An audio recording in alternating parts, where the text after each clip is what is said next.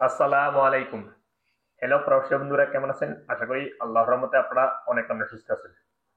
বর্তমানে আমার ইউটিউবে কমেন্ট বক্সে অনেকেই কমেন্ট করে, ভাই আমরা যখন আল্লাহ অ্যাপ থেকে টাকা পাঠাইতাম তখন একটা লেখা চলে আসছে, অর্থাৎ একটা লেখা চলে আসে all details in English.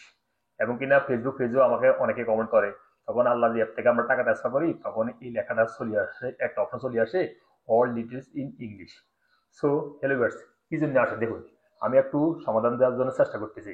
Hello viewers, আপনারা লক্ষ্য করবেন যে আপনারা যখন আল্লাহ দিয়ে বিভিন্ন অ্যাপে আপনারা যখন মোবাইলে ইনস্টল করে রাখেন বা রেজিস্টার করে রাখেন, কিন্তু প্রায় প্রতিনিয়ত 1 মাস 2 মাস পরে কিন্তু অ্যাপগুলি আপডেট আসে। সো আপনি এখানে দেখতে পাবেন, সো আপনারা লক্ষ্য করবেন যে আপনারা প্লে স্টোরে চলে যাবেন। প্লে স্টোরে যাওয়ার পরে এখানে আপনারা রাইটিং করবেন আলরাজি অ্যাপ, ALRAG, এই যে আলরাজি ব্যাংক, এখানে ক্লিক করতেছি। এই দেখুন এখানে আমার আল্লাহ অ্যাপ মোবাইলে ইনস্টল করা আছে, কিন্তু এখানে লেখা আছে আপডেট। সো প্রতিনিয়ত কিন্তু 1 মাস 2 মাস পর পরে কিন্তু আপডেট আসে, ইস্যু ব্যাংক ব্যাংক অ্যাপ বা আল্লাহ অ্যাপ আপডেট আসে। সো এখানে ক্লিক করে আপনারা আপডেট করে নেবেন। আপডেট করার পরে আপনারা চেষ্টা করবেন টাকা ট্রান্সফার করার জন্য।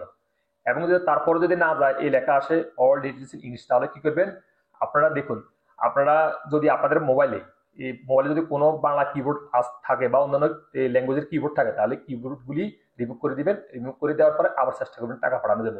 তারপরে যদি এই লেখা আসে, তাহলে কি করবেন, আপনি যে বেনিফিশিয়ারিতে টাকা সেন্ড করতেছেন, অর্থাৎ সেন্ড করার পরে এই অপশনটা আসে, অর্থাৎ এই মেসেজটা আসে অল ডিটেলস ইন ইংলিশ, তাহলে আপনি ওই বেনিফিশিয়ারিটা ডিলিট করে দিবেন।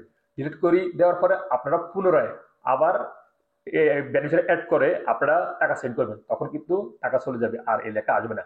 তারপরও যদি আবার আসে এই লেখা অল ডিটেলস ইন ইংলিশ, তাহলে আপনারা কি করবেন দেখুন, আপনাদের নিয়ারেস্ট ব্রাঞ্চ আছে তাহলে আলরাজি ব্রাঞ্চ, অর্থাৎ আলরাজি ব্যাংকে যাবেন না, আপনারা তাহলে আলরাজি ব্যাংকে যাবেন, কারণ তাহলে আলরাজি ব্যাংক থেকে রেমিটেন্সরা বিভিন্ন দেশে টাকা পাঠায়, আলরাজি ব্যাংক থেকে পাঠায় না।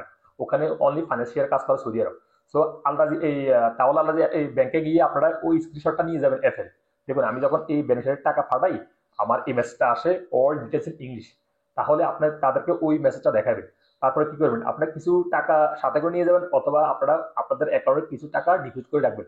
বলবেন আমার এই অ্যাকাউন্টের টাকাটা ট্রান্সফার করে দেওয়ার জন্য, এবং কিনা আমার এই অ্যাকাউন্টটা আপডেট করে দেওয়ার জন্য, অর্থাৎ বেনিফিটটা আপডেট করে দেওয়ার জন্য। তাহলে আপনারা পুনরায় আবার লগ ইন করে নিজেরাই ঘরে বসে টাকা ট্রান্সফার করে দিতে পারবেন, আর এই লেখা আসবে না। এবং কিনা যদি তারা বলে আপনাদের কোনো পার্সোনাল ইনফরমেশন এই এন্ট্রি করা লাগবে, তাহলে আপনার পার্সোনাল ইনফরমেশন দিবেন তাদেরকে। এবং কিনা ব্যাংক বেনিফিশিয়ারি আবার লিস্টে দিবেন, এই ব্যাংক বেনিফিশিয়ারিতে আমি যখন টাকা পাঠাই তখন কিন্তু এই লেখাটা আসে, তখন তারা টাকাও সেন্ড করে দিব, এবং কিনা আপনার ওই বেনিফিটটা আপডেট করে দিবে, তাহলে আর পুনরায় এই লেখাটা আসবে না। আপনারা এইভাবে চেষ্টা করে দেখতে পারেন। হ্যালো ভিউয়ার্স, যারা আমার কমেন্ট করছেন, আমরা যখন বাংলাদেশে টাকা পাঠাই আলাদা অ্যাপ থেকে, তখন এই লেখাটা চলে আসে অল ডিটেলস ইন ইংলিশ।